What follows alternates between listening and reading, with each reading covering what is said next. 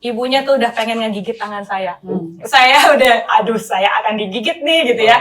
Saya udah siap aja, saya udah berdoa, ya Tuhan kuatkan tangan saya, gini saya jangan menjerit.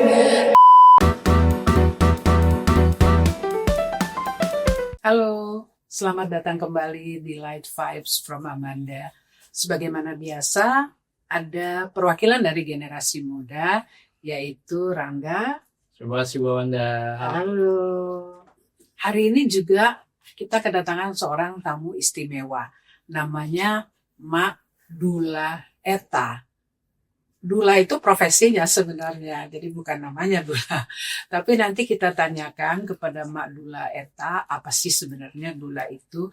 Karena Mbak Eta ini juga certified Dula yang bisa membantu berbagai proses dalam life cycle. Nanti kita tanyakan ya. Dan kalau Ibu Amanda juga ingatnya di episode pertama kita sama Dr. Yofi juga pernah bahas tentang eco-anxiety dengan kurang lebih menyelaraskan energi juga lah ya. Nah, ritual spiritual ini bisa membantu kita kembali sinkron dengan ritme alam dan meminimalisir eco-anxiety itu begitu gak sih Bu? Ya karena kan memang sebenarnya kalau berbicara khususnya dalam bidang saya, perubahan iklim, lingkungan hidup, dan keberlanjutan, itu kan semua terkait dengan alam. Sehingga kita seharusnya juga menyatu dengan alam.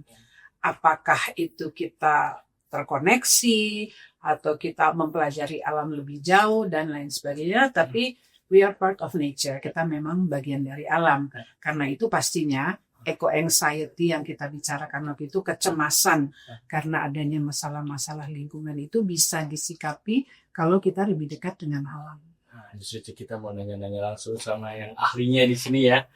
Mbak Eta, halo. Halo. Mbak Eta mungkin bisa dijelaskan dulu ya, apa sih Dula? Aku juga baru dengar loh sebagai perwakilan generasi muda, mungkin tadi aku dengarnya salah dengar guys. Gula aku dengarnya. Ternyata Dula ya. Iya. Jadi bisa dijelaskan. Oke, terima kasih Ibu Amanda dan Rangga untuk kesempatannya. Jadi Dula itu D-O-U-L-A. Ya, jadi ada yang suka panggilnya Doula, kan gitu ya. Jadi ya kita pronunciation-nya Dula. Dula dari bahasa Yunani, yang artinya sebetulnya woman servant. Nah, jadi pelayan perempuan sebetulnya. Jadi kalau saya biasanya ditanya, jadi Dula artinya apa? Pelayan perempuan. Nah, untuk di Indonesia, khususnya waktu datangnya Dula, terminologinya adalah untuk kehamilan, melahirkan, dan pasca melahirkan. Tapi sebetulnya Dula itu tadi ya, pelayan perempuan. Jadi sebetulnya bisa dalam jasa apa saja gitu, tidak hanya hamil dan kelahiran. Itu juga yang terjadi di saya. Biasanya saya lebih senang memakainya pelayan perempuan, tapi kalau teman-teman Dula yang lainnya biasanya mereka bilangnya pendamping perempuan. Nah, tapi sebetulnya kan ada beda rasa ya dari kata itu. Nah, jadi memang kita bisa pakailah pendamping perempuan untuk fase kehamilan, persalinan, dan pasca persalinan. Nah, kalau untuk di Jakarta dan Indonesia umumnya Dula untuk berdula. Untuk kelahiran. Berarti dari fase melahirkan ya benar ya? Ya, dari hamil ke melahirkan. Hamil melahirkan itu Mbak Eta. Maksudnya temenin gitu. Iya, dalam layanan saya ada gitu ya, spesifik. Misalnya dia butuh pregnancy dula karena ada juga kehamilan yang mungkin menantang gitu ya. Jadi mungkin suaminya atau pasangannya ada di beda negara gitu, bisa jadi. Nah, dia ada kecemasan terkait kehamilannya gitu ya. Jadi dia butuh emosional. Jadi Dula itu mendampingi memang non medis. Jadi dari sisi non medisnya.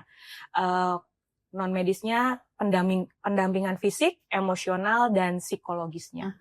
Jadi kalau ada Dula yang backgroundnya bidan, iya. Tapi pada saat dia di-hire sebagai Dula, biasanya hadir untuk non medisnya. Jadi lebih ke emosionalnya, hadir secara fisik. Gitu. Itu khusus si istri, si perempuan, atau kan suaminya juga cemas dong, pasti dong. Semua itu laki-laki nih dan istrinya. Itu bisa juga Mbak, atau khusus perempuannya aja? Secara utama istilahnya yang kita berikan layanannya adalah untuk si bayi dan ibu. Nah, di suaminya bisa saja, tapi lebih konsultasi dan edukasi gitu. Jadi kalau misalnya pregnancy doula ya si ibu hamil, kalau bapak hamilnya bisa nggak? Ya bapak hamilnya nanti mungkin saya refer gitu ya, entah untuk sesi terapi psikologis dengan psikolog atau terapi konseling yang lain gitu. Tapi utamanya biasanya memang istilahnya klien utamanya adalah si ibu dan si bayi, si janin gitu. Madula, panggilannya apa Madula?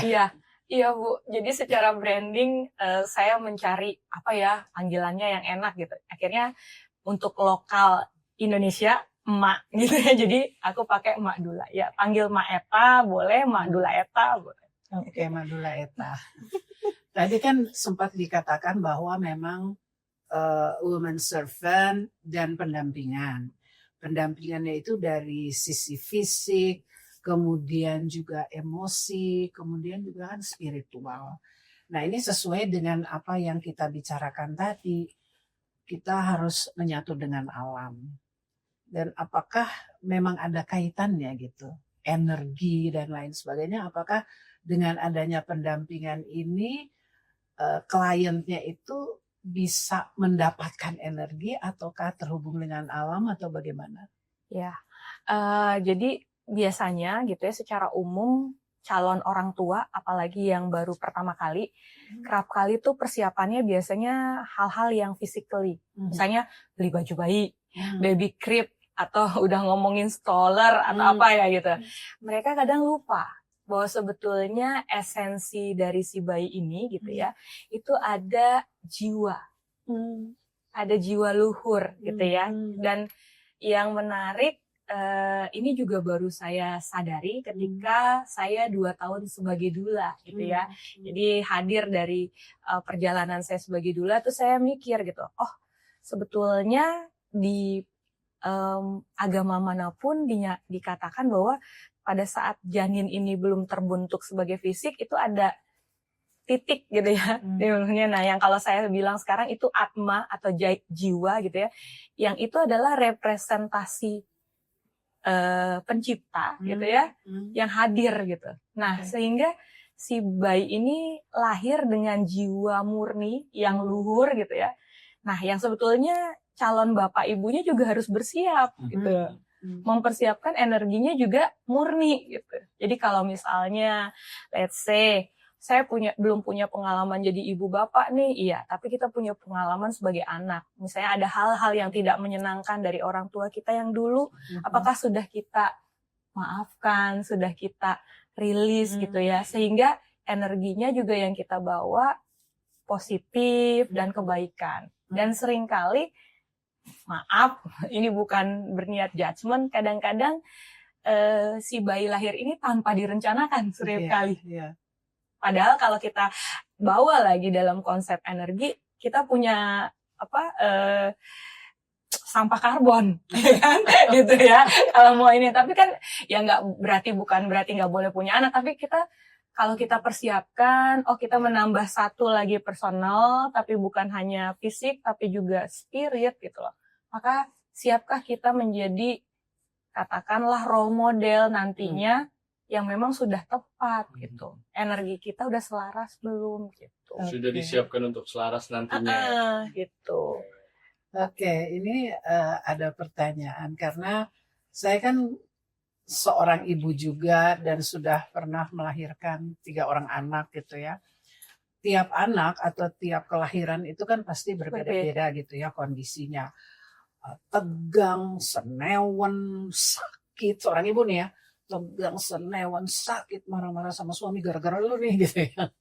Nah, itu apa seorang doula juga menghadapi gitu emosi-emosi itu? Ya, pesan saya ketika repeat order ya, anak kedua minta didulain lagi, saya selalu bilang, walau lahir dari rahim yang sama, rasanya bisa berbeda. Betul. Karena bayi yang hadir ini beda. Jadi buat ibu mungkin ada ngulang. Tapi buat setiap anak itu adalah pengalaman pertama. Ini yang suka ke skip nih. Jadi anak kedua persiapannya nggak ada, misalnya sampai aja gitu ya. Tau-taunya ini.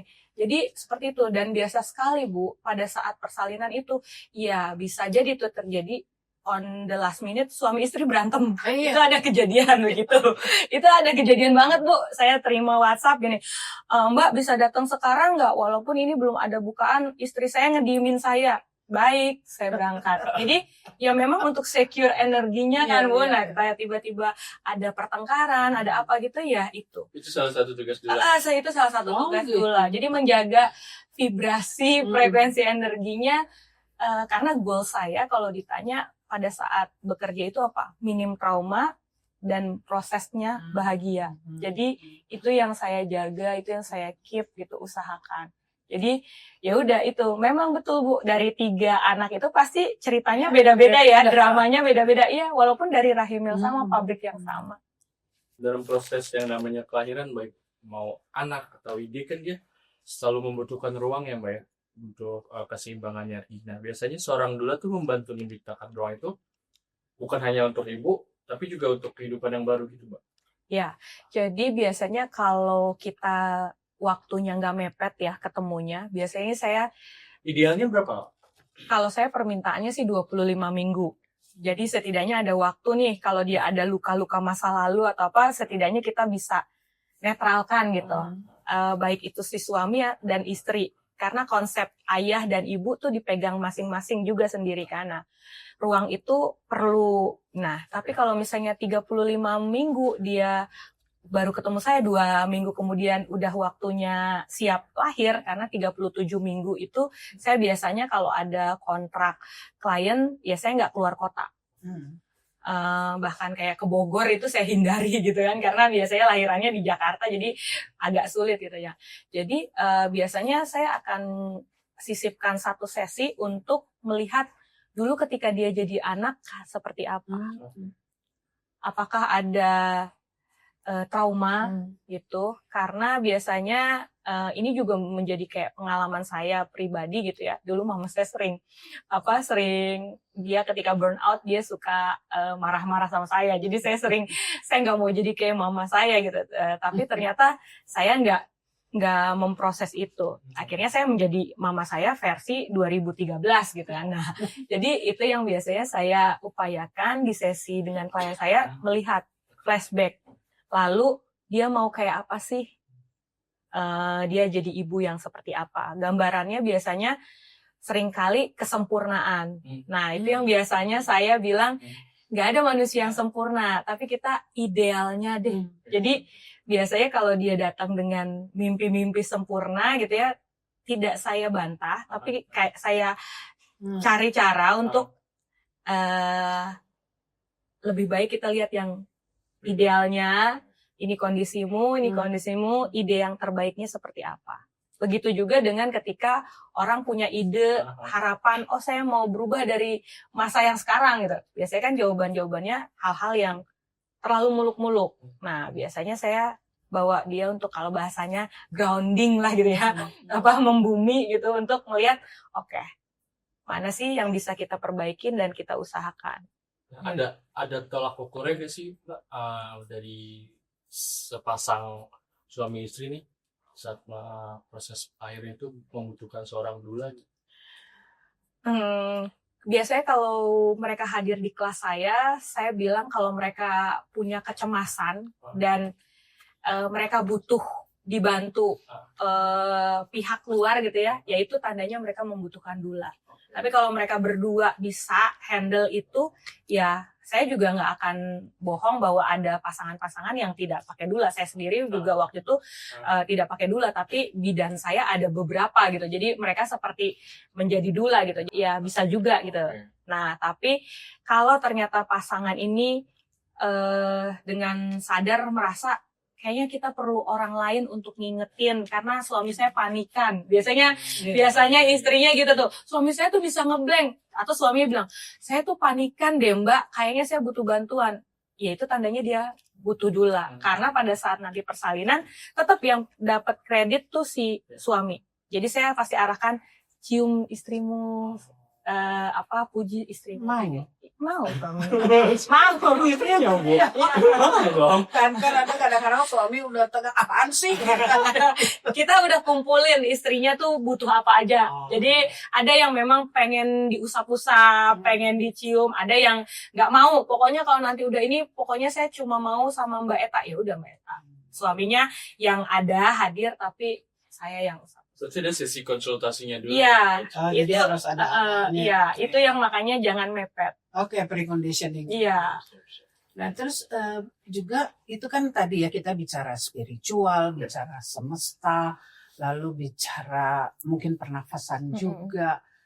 Itu membimbingnya gimana? Saya nggak kebayang karena tadi, maksudnya saya pernah melahirkan, tapi terus di mana prosesnya gitu ketika seorang lula bisa membimbing si ibu yang sedang kesakitan dan sedang tegang dan suami yang juga tegang bahkan kadang-kadang pingsan kan ya. Nah, masuknya gimana seorang Iya. di situ? Nah, itu kita ada tekniknya pada saat pelatihan diajarkan. Nah, yang selalu kita hindari adalah memerintahkan. Misalnya napas, istighfar, itu yang sering saya dapatkan dari kalau ada ibu yang ditemani dengan si neneknya. Neneknya selalu bilang, nyebut istighfar gitu ya. Dula hanya gampang lakukan tarik napas. Jadi karena dia mirroring gitu. Oke, mirror. Sebetulnya ketika ibu kayak dia udah menyatu dengan tubuhnya, neokorteksnya udah lepas, jadi cuma limbik, jadi dia cuma primitif core-nya yang aktif, dia cuma butuh ngelihat, dia akan ngikutin. Dan kita cuma usap-usap. Jadi nanti saya minta suaminya gitu. Nah, suami sering nafas. Nanti istrinya nanya, nafas gimana gitu. Dibentak. Itu sering banget, Bu. Nah, dia lupa kan, panik. Akhirnya saya gitu. Dan itu akan beberapa detik kemudian si ibu mengikuti. Nah, kejadian lucu ada, Bu. Ibunya, saya kan udah ya pokoknya. Ibunya tuh udah pengen ngegigit tangan saya. Saya udah, saya akan digigit nih gitu ya. Saya udah siap aja, saya udah berdoa ya Tuhan kuatkan tangan saya, gini saya jangan menjerit.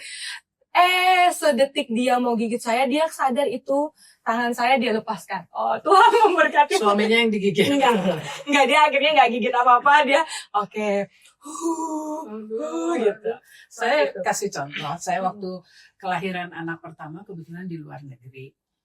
Suami boleh mendampingi, boleh ikut masuk. Kan suami selalu dilibatkan. Lalu kata dokternya, count 1 to 10. Nanti when it reaches 10, istrimu mengejan. Jadi dia hitung 1, 2, 1, 2, 3, 4, 5, 6 sampai 10, baru saya mengejan. Maunya dokternya gitu. Tapi suami saya ngitungnya 1, 2, 3, 4, 5, 6, 7, 8, 9, 10, 11, 12. So I think, aku bilang nggak berhenti ya. Kapan aku ngejan ya? Saya jadi ketawa kan. Cuma sampai 10 gitu. Ya, yang kayak gitu. Itu saking panik ya. Kalau tugasnya gampang cuma sampai 10 nih kan. Sampai 14. Kapan aku ngejam? Ya. Itu sering banget terjadi dalam kamar persalinan. Ya berarti mau ada trik atau pendekatan khusus ya maksudnya kan untuk misalkan aku nih sama istri aku asing dong. Nah, air Mbak masuk ikut urus campur. Apalagi kelahiran. Dan itu memang situasi yang sangat intim dan private. Nah, jadi untuk bisa memandu itu saya harus memastikan energi saya memang full. Dalam kondisi full, dalam kondisi yang mindful gitu ya. Jadi nggak lagi mikirin misalnya punya uang apa enggak, makan apa. Jadi makanya jadi bisa memandu secara mindful gitu. Tapi pernah gak sih Mbak punya klien nih, tiba-tiba di tengah along the way ini di tengah prosesnya energinya nggak match gitu. Dia yang nggak nerima sugesti dari dulanya. Kalau yang itu sih nggak ada, tapi saya pernah ditinggal diam-diam gitu, itu ada. Tapi sebetulnya ini kasusnya agak khusus gitu ya. Jadi sebetulnya dia memang masih usia sangat muda, jadi proses hamilnya tidak seperti idealnya kita. Jadi katakanlah hamil by accident gitu. Jadi ibunya menginginkan si anak ini melahirkan dalam vaginal birth normal. Jadi dia yang kontak saya segala macam. Tapi kita memang tidak ada kontrak pada saat itu. Jadi pada saat hari hanya saya datang, pokoknya komunikasinya agak sulit. Terus saya sampai pulang ya udah akhirnya nggak ada kabar lagi gitu.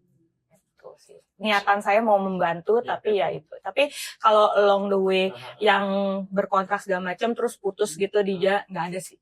Jadi memang kerasa, biasanya saya ketika mau hire Dula itu ada satu meeting yang saya minta ketemu. Kamu bisa lihat saya, karena saya selalu bilang gini, karena siapa tahu nanti kamu kaget lihat rambut saya, ada tato saya gitu ya. Tatonya, Ada tato saya, wajah saya. Jadi saya selalu minta pertemuan pertama dulu, kalau nggak Zoom, kalau kamu merasa nyaman didampingi saya seperti ini, ya udah kita jalan. Gitu. Oke teman-teman, pasti pembicaraannya membuat kita semua berpikir ke depannya, terutama terkait dengan energi. Jadi kita bukan hanya pendampingan, kita memang perlu pendampingan, tetapi kita juga harus punya energi dan berusaha memahami bahwa energi itu penting untuk semua kegiatan, terutama energi di mana kita menyatu dengan alam. Mungkin kalau dari saya gitu ya, untuk teman-teman yang saat ini sedang hamil atau mempersiapkan kehamilan atau ingin nantinya punya anak, baiknya mempersiapkan energinya gitu ya. Jadi tidak hanya mempersiapkan secara fisik, tapi kemampuan, kesanggupan gitu ya.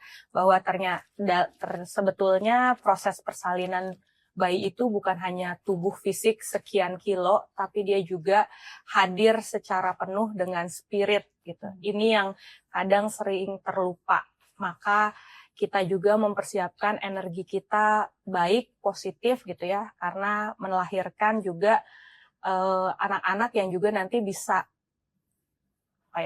menghargai kehidupan ini gitu. Jadi dia pun nanti ingat bahwa saya lahir ada persiapan, sehingga dia juga merawat kehidupannya.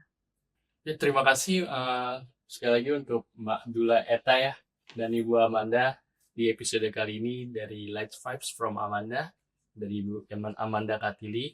Buat kalian, jangan lupa nyalain lonceng, terus subscribe biar nggak ketinggalan episode selanjutnya. Thank you.